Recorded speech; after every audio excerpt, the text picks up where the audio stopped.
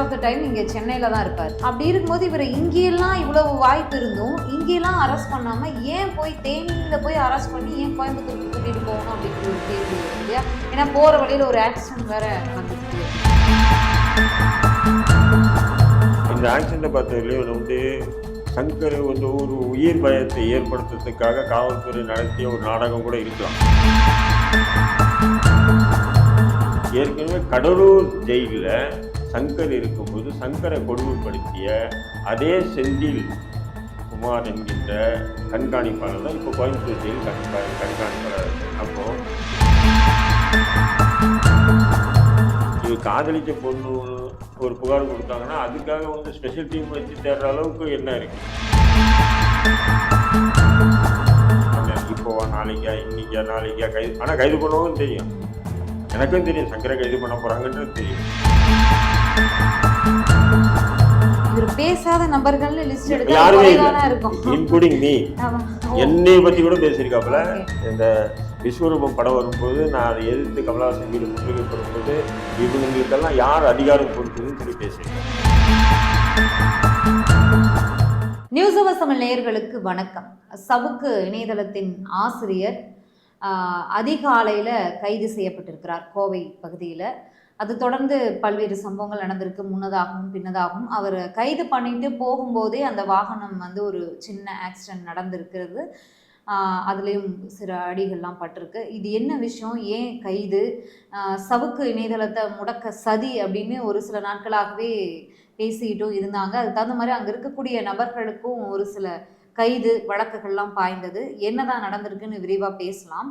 இதற்காக நம்முடன் இணையும் சிறப்பு விருந்தினர் தேசிய லீக் கட்சியின் தலைவர் தடாரன். வணக்கம் சார், எப்படி இருக்கீங்க? ரொம்ப நல்லா இருக்கேன். ஓகே. இந்த கைது ஆனால் ஒரு சில தினங்களாகவே அவர் தொடர்ந்து பேசிட்டு தான் இருக்காரு. சவுக்கு இணையதளத்தை முடக்க சதி நடக்கிறது அப்படின்னு நேரடியாகவே திமுக சாடுறது அவருக்கு ஒன்றும் புதுசு கிடையாது. ஆனால் இந்த விஷயத்துலையும் திமுகவை ஆளும் அரசை தான் சாடி பேசியிருக்காரு. பழி வாங்குகிறது, முடக்க சதி நடக்குகிறது அப்படின்னு.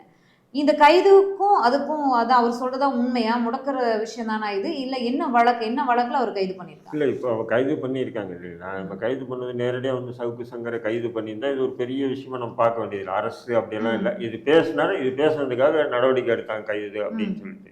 ஆனால் சவுக்கு கைது பண்ணுறதுக்கு முன்னாடியே கார்த்திக்ன்ற ஒரு நபர், அவன் வந்து சவுக்கில் வேலை செய்கிறாப்புல, இது ஜேர்னலிஸ்டாக இருக்காப்புல, ப்ளஸ் ஒரு லா காலேஜ் ஸ்டூடெண்ட்டாகவும் இருக்காப்புல. அவன் வந்து ஒரு குற்றச்சாட்டு இதில் வந்து கைது பண்ணுறாங்க. என்ன குற்றச்சாட்டுன்னு சொன்னால், ஏதோ 1 லட்ச ரூபாய் ஏதோ வாங்கிட்டு அவர் வேலை வாங்கி தருவதாக ஏமாத்தினார் அப்படின்ற குற்றச்சாட்டு அடிப்படையில் அவர் என்ன பண்ணார், திடீர்னு 10க்கும் மேற்பட்ட காவல்துறை உள்ளே வந்து வீட்டுக்குள்ளே அவரை தூக்கிட்டு போய் கைது பண்ணி ஏதோ ஒரு ஊரில் எதுவுமே வச்சுட்டாங்க. சென்னையில் கூட இல்லை. நான் என்ன சொல்கிறேன், அவர் அது உண்மையாக பொய்யா, இல்லை காவல்துறை அவரை கைது பண்ணுறதுக்காக சாக்கி சொல்கிறாங்களா நமக்கு தெரியாது. அந்த பையனுக்கு தான் தெரியும் அந்த சம்மந்தப்பட்ட விஷயங்கள். நான் என்ன சொல்கிறேன், அது உண்மையாகவே இருந்தாலும் ஒரு 1 லட்ச ரூபாய் ஏமாத்தினவனுக்கு இப்படி 10-15 போலீஸ் வீட்டுக்கு சுற்றி வந்து ரவுண்ட் பண்ணி தூக்கிட்டு போகிற அளவுக்கு அந்த வழக்கு தன்மை இல்லை. ஏன்னு சொன்னால் அதெல்லாம் பொருளாதார வழக்கு தான் அது. அந்த பொருளாதாரம் பார்த்தீங்கன்னு சொன்னால் இன்றைக்கி சென்னை மாநகரத்தில் அது மாதிரி லட்சக்கணக்கான வழக்குகள் நிலுவையில் இருக்குது. அவன் கோடிக்கணக்கான காசை ஏமாற்றிட்டு வேலை வாங்கி தரேன், அதை வாங்கி தரேன்னு சொல்லி போட்டு போன வழக்குகள்லாம் இருக்குது. இதே காவல் நிலையங்களில் இருக்குது. அந்த வழக்குகளுக்கெல்லாம் காவல்துறை வந்து துரிதமாக நடவடிக்கை எடுத்து குற்றவாளிகளை கைது பண்ணி பாதிக்கப்பட்டவர்களுக்கு நிவாரணம் வழங்கினது இன்ன வரையும் வரலாறு இல்லை. அதிகபட்சமாக என்ன சொல்லுவாங்க, இது சிவில் மேட்ரு, நீ கோர்ட்டுக்கு பார்த்துங்கன்னு சொல்லுவாங்க. அப்படி இருக்கும்போது அந்த கார்த்திக் என்ற நபரை கைது பண்ணதே ஒரு விதமான இது சவுக்குக்கு நேரடியாக சவால்ன்ற மாதிரி தெரியும்.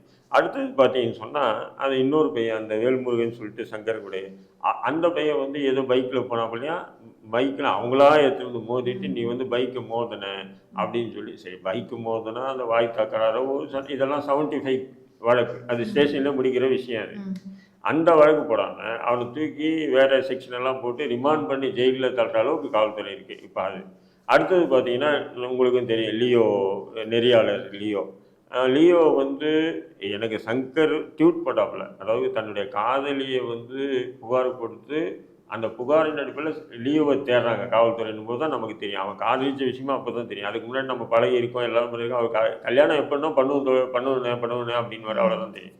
அப்படிங்கும்போது அப்போ லியோவை என்ன பண்ணுறாங்க, அதுக்கு ஸ்பெஷல் டீம் வச்சு தேடுறாங்க.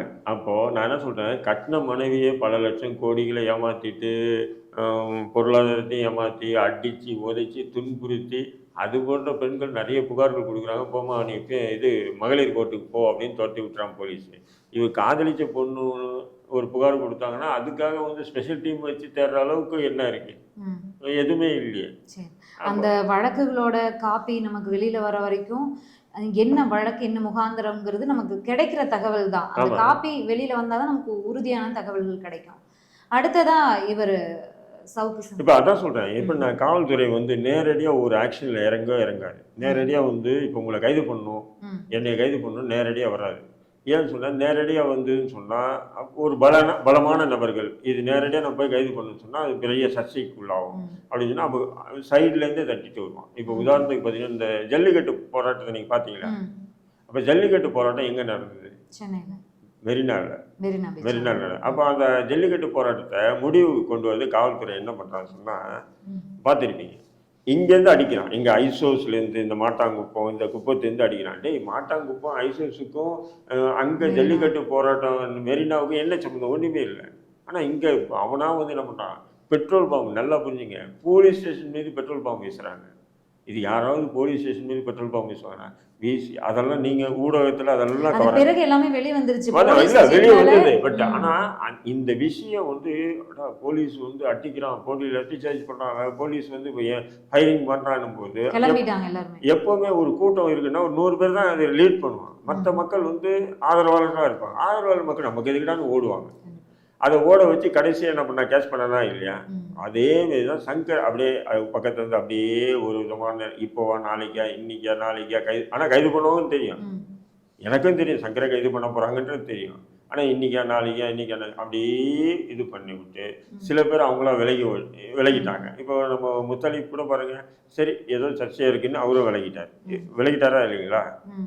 அந்த மாதிரி விலகினேன். இன்னைக்கு வந்து சங்கர் தான் விலகியிருக்காரு. அவர் வேற எதுவும் முறைனா தெரியல எனக்கு, ஏன்னா நல்ல நட்பாக தான் இருந்திருக்காங்க.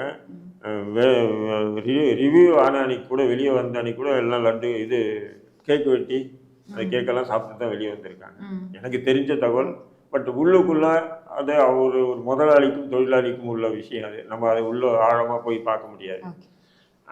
பண்ணியிருக்காரு. இப்போ இந்நிலையில் தான் இவர் சங்கர் வந்து இப்போ தேனிக்கு ஏதோ ஒரு விஷயமா போறாப்புல, அங்கே போய் பிடிக்க வேண்டிய அவசியம் என்ன? இவரோட வழக்கோட முகாந்திரம் என்ன? ஃபர்ஸ்ட் இப்போ ஏதோ அந்த ஒரு உளவுத்துறை ஐஜி அவரு பற்றியும் அவர்கிட்ட வேலை செய்கிற பணி செய்யக்கூடிய அந்த பெண்களை பற்றியும் இல்லை, ஒரு காவல் அதிகாரியை பற்றி பேசுறது, யார் குற்றவாளியாக இருந்தாலும் சரி, அது அமைச்சராக இருந்தாலும் சரி, முதலமைச்சராக இருந்தாலும் சரி, எந்த ஒரு தனி மனிதனும் பேசலாம். ஆனால் ஒரு பெண் காவல் அதிகாரியை பற்றி பேசும்போது இந்த மாதிரி வார்த்தைகளை தவிர்த்திருக்கலாம்ன்ற ஒரு விஷயம் வரும். இல்லை, அதை நீங்கள் முழுக்க கேட்டீங்க இல்லையா? அதாவது எப்படின்னு சொன்னீங்கன்னா, இந்த பெண்ணு வந்து அவருக்கு வந்து இந்த உதவியெல்லாம் பண்ணுது, அவன்னு சொல்லி பேசுறதோ, இல்லை அந்த பெண் இப்படி செய்யுது அப்படின்னு சொல்லி பேரையோ அல்லது குறிப்பிட்ட ஒரு பெண்ணையோ குறிப்பிட்ட 19 சொல்லிடுறாரு அவர் தான். அதான் 19 சொல்றாரு. தனக்கு கீழே உள்ள அதிகாரிகள் டைரக்டா அந்த ஏடிஜிபி அருணை வந்து பொறுக்கின்றாரு. எவ்வளவு அதான் சொல்றேன். அதாவது அதெல்லாம் தவிர்த்து இருக்கணும். ஏன்னு சொன்னா நாம வந்து இப்போ காவல்துறை இருப்பாங்க, நம்ம எதுக்கு மரியாதை கொடுக்கணும்? ஒரு 500 பேர் நிற்பான், 1000 பேர் நிற்பான், 2 போலீஸ்கார் வந்து நிற்பான், என்னடா அப்படின்னோம். ஆனால் நம்ம எதுக்கு அமைதியாக இருக்கோம்? ஏன் அவங்க சொல்றதை கேட்குறோம்? அந்த யூனிஃபார்முக்கு நம்ம கொடுக்கக்கூடிய மரியாதை. அப்படிங்கும்போது சங்கர் வந்து அதை பொறுக்கி இருக்கின்ற வார்த்தைகளை தவிர்த்துக்கலாம். அது என்னுடைய பார்வையில். ஏன் சொன்னா நம்ம பார்வையில அதாவது அந்த யூனிஃபார்முக்குன்ற ஒரு வேல்யூ இருக்கு, அதுக்கு நம்ம கண்ணியம் கொடுத்தே ஆகணும். பொதுமக்களும் கொடுத்துட்டு தான் வராங்க, அது புரியுதுங்களா? கொடுத்தே ஆகணும். அதே நேரத்துல வந்து காவல்துறையில இப்படி எல்லாம் நடக்கலன்னு சொல்ல முடியாது. சங்கர் எல்லா துறையிலுமே இருக்கு, காவல்துறையிலயும் அது இருக்கிறதுங்கிறது வெட்கக்கேடானது, தலைகுனிவானது தான். அது பேசலாம், அதை முறையா பேசியிருந்தா இந்த மாதிரியான வழக்குகளை சிக்க வேண்டியது இருக்கிறது இல்லையா? இல்லையே அப்படிங்கிற ஒரு விஷயம் தான். அது ஒரு வகையில் நீங்கள் இப்படி பாருங்க, இன்னைக்கு சங்கர் அப்படி பேசுறதுனால அது போன்ற எத்தனையோ பெண்களுக்கு ஒரு விடியல் பறக்கலாம் இல்லையா? மேபி சங்கர் அது கைது செய்யப்படலாம். அது நம்ம இன்னைக்கு பேசிக்கிறோம், பேசுனது சரி தவறு, பெண்மையை கேவலப்படுத்திட்டார் பண்ணல அப்படின்ற ஒரு விவாதம் ஒரு பக்கம் இருந்தாலும், இது போன்று இனி அந்த காக்கி சட்டைக்குள்ள இருக்கக்கூடிய அந்த கருங்காலிகள் அந்த அங்க இருக்கக்கூடிய அந்த காக்கி சட்டைக்குள்ளே இருக்கக்கூடிய பெண்கள் கிட்ட எப்படி கண்ணியமா நடந்துக்கிறாங்களா? இது இன்னைக்கெல்லாம் நாளைக்கு பொது வெளியில போகும், விவாத பொருளா மாறும். ஏன் நாளைக்கு இந்த வழக்கு நீதிமன்றத்தில் வரும்போது வாதம் பிரதிவாதம் வரும்போது அங்க பல விஷயங்கள் இன்னும் அம்பலப்படுத்த போகும். அந்த அம்பலப்படுத்தப்படும் போது நாமெல்லாம் அசிங்கப்படுவோமே அப்படின்றதுக்காக சில பேர் அந்த மாதிரி ஒரு அநாகரிகத்தை அந்த பெண்களுக்கு நடத்தக்கூடிய கொடுமைகள் தவிர்க்க வாய்ப்பு இருக்கு இல்லையா? நீங்க அப்படி கூட பார்க்கலாம் இல்லையா அந்த விஷயத்த? சரி. ஆனா இவர் இப்ப பாதிக்கப்பட்டது யாரு? இவர் தானே பாதிக்கப்பட்டிருக்காரு இல்லையா? யாராவது ஒருத்தர் பாதிக்கப்பட்டு தான் ஆகணுமா? அதாவது இந்த இந்த ஆனா இல்ல இல்ல பொதுவெளி ஊடகம் சுதந்திரம் இருக்கு, ஊடகத்திற்கு கருத்து சுதந்திரம் இருக்கு, எல்லாமே இருக்கு. இவரே பல ட்வீட்ஸ் போட்டிருக்காரு, நம்ம அதெல்லாம் தொடர்ந்து பார்த்துட்டு தான் இருக்கோம். ஆனா அந்த ஊடகத்துல பேசும்போதும் நிறைய யூடியூப்லயே காப்பிரைட் இஷ்யூஸ் இருக்கு, பாலிசிஸ் இருக்கு. அது சோஷியல் மீடியாக்கா இருந்தாலும் சரி, யூடியூப்கா இருந்தாலும் சரி, எந்த சைட்கா இருந்தாலும் சரி, சில வரைமுறைகள் இருக்கு, இப்படிதான் பேசணும்னு இருக்கு. அப்படி இருக்கும்போது அதை தாண்டி பேசுறதுனால தானே இவ்வளவு பிரச்சனைகளை சந்திக்க வேண்டியதா இருக்கு. சரி, அதையும் தாண்டி அடுத்த விஷயத்துக்கு இந்த ஒரு வழக்கு தான் காரணமா அப்படிங்கிற ஒரு கொஸ்டின். இந்த திடீர் அரெஸ்ட்டுக்கு இந்த ஒரு வழக்கு தான் காரணமா? இல்ல இப்ப நீங்க சொல்லும்போது ஒரு விஷயம் சொன்னீங்க. அது இவர் தானே பாதிக்கப்பட்டிருக்காரு. நீங்க சொல்றது அப்படின்ற மாதிரி சொன்னீங்க. இப்போ இந்த இந்தியா சுதந்திரம் அடையும் லட்சக்கணக்கான மக்கள் உயிர் பலிக்கு போனாங்க. ஆனா நம்மலாம் சந்தோஷமா இருக்கோமா இல்லையா? அதனால சில பேர் யாராவது துணிஞ்சு ஏறி அடிக்கும்போது சில தியாகங்களை பண்ணி தான் ஆகணும். இன்றைய நடப்பை சொல்றேன் நான். அது ஒண்ணு. இப்போ வந்து சங்கர் மீது இந்த வழக்கு மட்டும்தான் அப்படின்றது இவங்க முடிப்பாங்களான்ட்டு தெரியல எனக்கு. ஏன்னா காவல்துறை பிடிச்சிட்டாங்க. இப்போ வந்து சொல்ல முடியாது. ஒவ்வொரு மாவட்டத்துக்கும் ஒவ்வொரு வழக்கு, 2 வழக்கு, 3 வழக்கு, தனிநபர்களை தூண்டி. இப்போ கரிகாலனை எதிர்த்து பேசியிருக்காப்புல. உதாரணத்துக்கு மணல் இது அந்த விஷயமா பேசியிருக்கா. அப்போ கரிகாலன் ஒரு மாவட்டத்துக்கு 2 வழக்கு கொடுக்கலாம். இவர் யார பத்தி இவர் பேசாத நபர்கள்னு லிஸ்ட் எடுத்தா யாருமே குறைவாதான் இருக்கும். Including me. என்னைய பத்தி கூட பேசியிருக்காப்புல. இந்த விஸ்வரூபம் படம் வரும்போது நான் அதை எதிர்த்து கமலஹாசன் வீடு முற்றுகைப்படும் போது இவனுங்களுக்கெல்லாம் யார் அதிகாரம் கொடுத்ததுன்னு சொல்லி பேசியிருக்காப்புல. அது கருத்து சுதந்திரம் சொல்லி பேசியிருக்காப்புல. கருத்து நான் போய் சொன்னேன், எனக்கும் சங்கருக்கும் ஃபோன்லேயே வாக்குவாதம். கருத்து சுதந்திரம் வந்து உன் மூக்கு மேலே நான் கை வைக்கிறது கருத்து சுதந்திரம், நீ என் மூக்கு மேலே கை வைக்கிறது கருத்து சுதந்திரம் இல்லை. ஒரு சமயம் சார்ந்த விஷயத்துக்கு எப்படி இருக்கணும், இப்படியெல்லாம் விவாதம் நடந்தது. அதனால சங்கரை பொறுத்தவரை நீங்கள் சொன்ன மாதிரி ஏன் நாளைக்கு உங்களையே பற்றி கூட ஒரு மாதிரியா பேசக்கூடிய நபர்கள் தான் அவங்க. ஏன்னு சொன்னா அதெல்லாம் இல்லைன்னு சொல்லி போய்க்கல. ஆனா இன்னைக்கு இந்த கடந்த 1 ஆண்டுகளா இந்த திமுக அரசுடைய அவலங்களை பொது வெளியில கொண்டு வந்தது யாரு?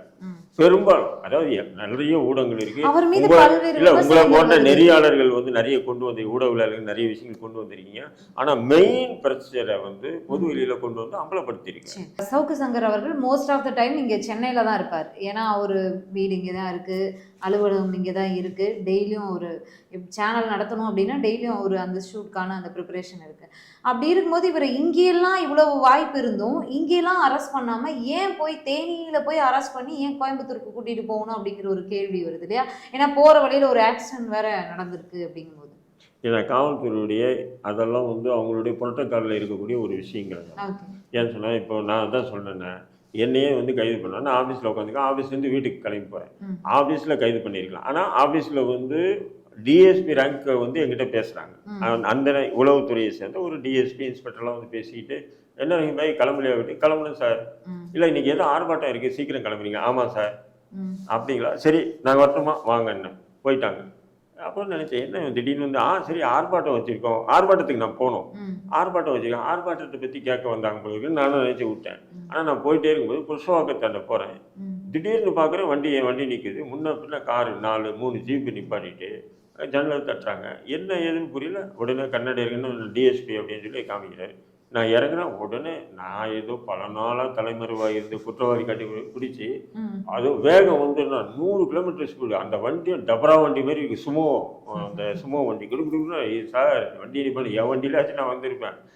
ஏன்னா இவங்க ஓட்டுறது எனக்கு ஒன்றே ஆகிடுமோ ஆகாது, அது வேறு விஷயம். ஆனால் இவங்க பாட்டு பைக்குக்காரன் வந்து பயந்துக்கிட்டு அவன் ஜெயிச்சு வரான். எவனா இடிச்சு எவனா இது பண்ண சொல்கிறான். அதெல்லாம் கேட்காம போய் தூக்கிட்டு போய் ப்ரொடியூஸ் பண்ணிட்டாங்க, இது பண்ணிட்டாங்க. இதுதான் காவல்துறையுடைய வேலை. அப்போ நம்மளை எங்கே வந்தாலும் ஃபோன் பண்ணி கூப்பிட்டா நானே போயிருக்க போகிறேன். அது ஆனால் அவங்க அப்படி பண்ண மாட்டாங்க. அந்த ஒரு புரோட்டோகால் வாங்கிட்டு அந்த இது அதே மாதிரி தான் சங்கரை சென்னையில் பண்ணியிருக்கலாம், அது டி நகரில் ஆஃபீஸ் இருக்குது அங்கே பண்ணியிருக்கலாம், இல்லைன்னா அவங்க வீடு நெற்குன்றத்தில் இருக்குது அங்கே பண்ணியிருக்கலாம். விட்டு தேனிக்கு போகிற வழியில் தூக்குறாங்க. தேனியில் போய் தூக்குறாங்க. தூக்கிட்டு எங்கே கோயம்புத்தூர் வழக்கு. நானும் சொல்கிறேன், ஏன் சைபர் கிரைம் சென்னையில் இல்லையா? அப்படியே பார்த்தீங்கன்னு சொன்னால் அவர் சென்னையில் உட்காந்து தான் பேசுகிறாரு, சென்னையில் உட்காந்து தான் அந்த வீடியோவை அப்லோட் பண்ணுறாரு. சென்னை தான் அப்படிங்கும்போது சென்னை சைபர் கிரைம் தான் வழக்கு பதிவு செய்யணும். ஏன்னு சொன்னால் கோயம்புத்தூர் இதில் வந்து இது பண்ணுறாங்க. இதில் இன்னொரு விஷயம் என்னென்னா, இப்போ கோயம்புத்தூர் சைபர் கிரைம் மூலிமா கைது பண்ணால் அப்போ கோயம்புத்தூர் சிறையில் வைக்கணும். அப்போ கோயம்புத்தூர் சிறையினுடைய கண்காணிப்பாளர் யார்?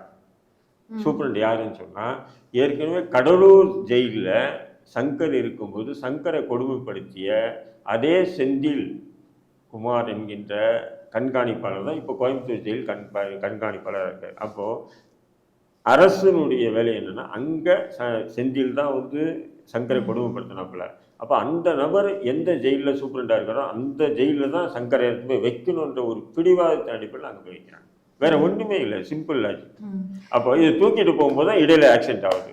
இப்போ இந்த ஆக்சிடென்ட்டை நீங்கள் நினைக்கலாம், ஏன்னா இன்னைக்கு செய்திகள் முழுக்கவே இந்த சோஷியல் மீடியா ஊடகங்கள் முழுக்கவே இந்த செய்தி தான். சவுக்கு சங்கர் யூடியூப் கைது, அதுக்கு அடுத்ததான் ஆக்ஷன் நடந்திருக்கு அப்படின்னு அந்த கமெண்ட்ஸ் எல்லாம் கமெண்ட்ஸ் எல்லாம் பார்க்கும்போது திட்டமிட்டு பண்ணுறாங்க அப்படி இப்படின்ற மாதிரி நிறைய கமெண்ட்ஸ் வருது. உங்களோட பார்வை என்ன இருக்குது இந்த ஆக்ஷன்? அதாவது இந்த ஆக்சிடென்ட்டை பார்த்ததுலேயும் வந்து சங்கர் வந்து ஒரு உயிர் பயத்தை ஏற்படுத்துறதுக்காக காவல்துறை நடத்திய ஒரு நாடகம் கூட இருக்கலாம். ஏன் இல்லைன்னு சொல்ல முடியாது. ஏன்னா கடந்த காலங்களில் அப்படி பல வழக்குகள் அப்படி நடத்தியிருக்காங்க. அதை வந்து பார்த்தீங்கன்னா நேச்சுரலாக இருக்கும். நேச்சுரலாக நம்ம பார்க்குறது இது வந்து இருக்காது. ஆனால் நேச்சுரலாக அவங்க பண்ணலாம். நான் எத்தனையோ குற்றவாளிகள் இருக்காங்க அவங்க ஸ்டேஷனில் இருக்கிற. ஒரு காரை பிடிச்சி நீ போ, இந்த வண்டியை வந்தால் முன்னாடி வா அப்படின்னு சொல்லிட்டு அது கொஞ்சம் இவங்க நினைச்சது ஒன்று அது கொஞ்சம் அதிகமாக கூட மோதலில் இருக்கலாம். அப்படி கூட நடந்திருக்க வாய்ப்பு இருக்குது. அது நமக்கு தெரியாது. ஆனால் அதே நேரத்தில் யதார்த்தமாக நடந்திருக்க கூட வாய்ப்புகள் இருக்குது. ரெண்டுமே வாய்ப்பு. இந்த ஆக்சிடென்ட்டை பார்த்தா ஆப்போசிட்ல வந்த கார் தானே நொறுங்கி இருக்கு. இவங்களுக்கு இந்த காவல்துறையோட அந்த வாகனத்துக்கு டிரைவர் சைட்ல கொஞ்சோண்டு டேமேஜ், ஆனா ஆப்போசிட்ல வந்த கார் தானே நொறுங்கி போயிருக்கு. ஆப்போசிட்ல வந்த கார் நொறுங்கி இவங்களுக்கு ஒண்ணுமே இல்லை. அதனால உள்ள வந்து திடீர்னு நீங்க போயிட்டே இருந்து சக்குன்னு பிரேக் போட்டாவே நம்ம எப்படி வந்து நிலை தடுமாறி இருக்கும், புரியுதுங்களா? அப்படிங்கும்போது இது வந்து டேஷ் ஆகி ஃப்ரண்ட்ல இதாகுதுன்னு சொன்னால் அது எந்த அளவுக்கு வேகமாக வந்திருக்கும், போய் அந்த காரு நசுங்கி போகிற அளவுக்கு வேகமாக வந்து போட்டுன்னு சொன்னால் நிச்சயம் அது வந்து ஒரு மனுஷன் வந்து தன்னை வந்து மிகப்பெரிய அது இந்த செத்துட்டோன்னு நினச்சி அந்த அளவுக்கு போயிட்டு வரக்கூடிய ஒரு நிலை. அப்போ அந்த ஒரு பயத்தை ஏற்படுத்துறதுக்காக நடத்திய நாடகமாக கூட இருக்கலாம், அது யதார்த்தமாக நடந்ததாக கூட இருக்கலாம். அது ரெண்டில் ஒன்று.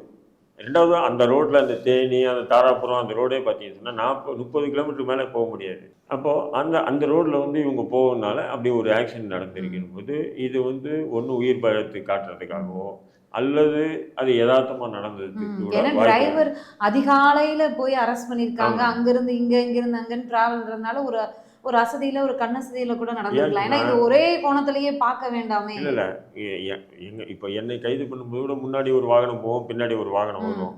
அப்ப சங்கரை கைது பண்ணது நிச்சயம் ஒரு வாகனத்துல போயிருக்க மாட்டாங்க, ஒரு 2-3 வாகனம் போயிருக்கும்.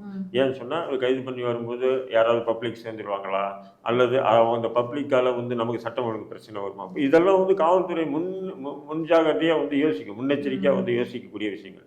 அப்போது நிச்சயம் வந்து ஒரு பைலட் போயிருப்பாங்க, போகணும், அதுதான் முறை. அப்படி இருக்கும்போது சங்கருக்கு அதெல்லாம் கொண்டு போகாமல் இவங்க வந்து தேனியிலேருந்து எப்படி வந்து இவங்க கோயம்புத்தூர் கொண்டு போகிறதுக்கு முயற்சி பண்ணாங்க. இப்படி இது விபத்தாச்சு. இதெல்லாம் இப்போ சங்கர் வெளியே வந்தாலோ, இப்போ சங்கரை கைது பண்ணது மட்டும் இல்லாமல் சங்கருடைய கூட இருந்த ஒரு ஓட்டுநர் மற்றும் 2 நபர்களையும் கைது பண்ணியிருக்காங்க. இப்போ அவங்கக்கிட்ட வந்து கஞ்சா வச்சிருந்ததா கைது பண்ணியிருக்காங்கன்றது தகவல்களும் வருது. அது ஒன்றும் ஒரு உறுதி செய்யப்பட்ட தகவல் இல்லை. ஆனால் ஒரு 60% மேலே கஞ்சா வச்சுருந்தாங்க அப்படின்னு. அப்போ என்ன காவல்துறை நினைக்குதுன்னு சொன்னால், இப்போ கஞ்சா வச்சுருந்தாங்க அப்படின்போது அப்போ சங்கர் வந்து போதை வசதி இதுக்கெல்லாம் கடுமையாக எதிர்ப்பு தெரிவிக்கிறாங்க. கூட இருக்கிறோடனே கஞ்சா அடிக்கிறேன். ஆல்ரெடி ஒரு வீடியோ எல்லாம் வேற வெளியில வந்துச்சு, அவரோட ஆஃபீஸில் இதெல்லாம் நடக்குது அப்படி இப்படின்னு சொல்லி மதன் ரவிச்சந்திரன் வெளியிட்டாப்புல. அது வந்து உங்களுக்கு தெரியும், லியோ எப்பவுமே வந்து சொல்லுங்க பாய் இன்னுவாப்பில், புரியுதுங்களா, ஒரு நிமிஷம் இருங்க அப்படின்வாரு. ஒரு இப்போ நீங்கள் வந்து ஒரு விஷயத்தை திங்க் பண்ணணுன்னா சரியா திங்க் பண்ணிடுவீங்க, அவரு என்ன அப்படின்வாரு. இப்போ நான் இப்படி பண்ணேன் இல்லையா, இதை நீங்கள் இந்த வீடியோவை கட் பண்ணி எடுத்து ரஹீம் பாய் பாருங்க பண்ணலாமா இல்லையா, எவ்வளோ திரும்ப அந்த மாதிரி தான் மதன் ரவிச்சந்திரன் அவர் ஏதோ ஒரு அந்த காழ்ப்புணர்ச்சியை சங்கர் மேலே இருக்கிற விருப்பில் அதை கொண்டு வராப்பில் தவிர அதெல்லாம் நம்ம அது சாதாரண. கைது பண்ணிட்டாங்க, அடுத்த கட்டமாக என்ன நடவடிக்கை இருக்கும்? முன்னாடி வந்து ஒரு கைது பண்ணியிருந்தப்போ அவர் கோர்ட்டுக்கு வரும்போதும் போகும்போதும் இந்த மாதிரியான விஷயங்கள் நடந்துச்சு, அவர் பத்திரிகையாளர்கிட்ட பேச முயன்றதுலேருந்து எல்லாமே நடந்துச்சு. என்னதான் பண்ண போறாங்க இப்ப இப்போ என்ன பண்ணுவோம்னு சொன்னால், இப்போ தமிழ்நாடு முழுக்க ஒரு 33 மாவட்டம் இருக்குன்னா 33 மாவட்டத்தில் வழக்கு போடுவாங்க, நிறைய வழக்குகள் போடுவாங்க. அப்போ அந்த வழக்குகளுக்கெல்லாம் வந்து சங்கர் சுத்த வேண்டியதாக இருக்கும். அந்த இந்த வழக்கு ஏடிஜிபி அருண் பத்தின அந்த காணொலியில அவர் பேசும்போது என் மீது 23 வழக்குகளுக்கு மேல போட்டிருக்கிறதா எனக்கு தகவல்னு அவரே சொல்லியிருக்காரு. அதான் அந்த மாதிரி நிறைய வழக்குகளை வந்து போடுவாங்க. போடும்போது அப்போ அந்த வழக்கு சம்மந்தமாக அங்கே போகணும், இங்கே போகணும், இங்கே போகணும். அப்போ ஒரு இடத்துல உட்காந்து ஒரு ஜேர்னலிசம் பண்ண முடியாது. ஜேர்னலிசம் என்பது ஃப்ரீ மைண்டாக இருக்கணும், உட்காரணும், பண்ணணும் இல்லைங்களா? அப்போ இந்த இடைப்பட்ட நேரத்தில் வந்து அவருக்கு மிகப்பெரிய ஒரு நெருக்குதல் வந்து உருவாகும். அந்த நெருக்குதல் உருவாக்கணும்னு சொன்னால் அப்போ ஆட்டோமேட்டிக்காக இவர் கூட இருக்கிறவங்கலாம் ஓடுவான். அதுக்கு முன்னாடி வந்து அந்த இவரை கைது பண்ணும், அவரை கைது பண்ணுன்னு சொல்லி காவல்துறை ஒரு ரொட்டீனாக போட்டது. அது ஏன்னா அந்த கூட்டத்தை கலைக்கணுங்க. அதை ஒரு பிளானோட இருக்கிற கூட்டம் கலைஞ்சிச்சுன்னா மறுபடியும் அந்த கூட்டம் ஆர்கனைஸ் ஆவாங்கன்னா கஷ்டம். அந்த மறுபடியும் ஆகிறாங்கன்னா பார்க்கலாம் அப்படின்றது தான் பார்க்கும். இதுதான் காவல்துறை. இப்போ அந்த அடிப்படையில் தான் காவல்துறை. இப்போ அடுத்தபட்சம் பார்த்தீங்கன்னா குண்டாஸ். இப்போ எல்லாருமே என்னென்னா குண்டச்சட்டம் போடுவாங்க சங்கருக்கு அப்படின்ற மாதிரி பேசு பொருளாக இருக்குது. என்னை பொறுத்தவரையிலும் குண்டச்சட்டம் போட வாய்ப்புகள் இல்லை. ஏன்னு சொன்னால் குண்டச்சட்டம் போட்டாங்கன்னா நிச்சயம் அது ஹைகோர்ட்டில் வந்து உடஞ்சிச்சுன்னா அது காவல்துறை அங்கே அசிங்கப்படுவாங்க. ஏன்னா இந்த வழக்கு விஷயத்துக்கு குண்டச்சட்டம் போடுறதுக்கு சட்டத்தில் இடமே இல்லை. இப்போ அதுக்காக தான் இந்த கஞ்சா விஷயம்லாம் சேர்க்குறாங்களோ. கஞ்சா விஷயம் சேர்த்தாங்கன்னு சொன்னால் டெஃபினட்டாக குண்டச்சட்டம் போட வாய்ப்புகள் இருக்குது.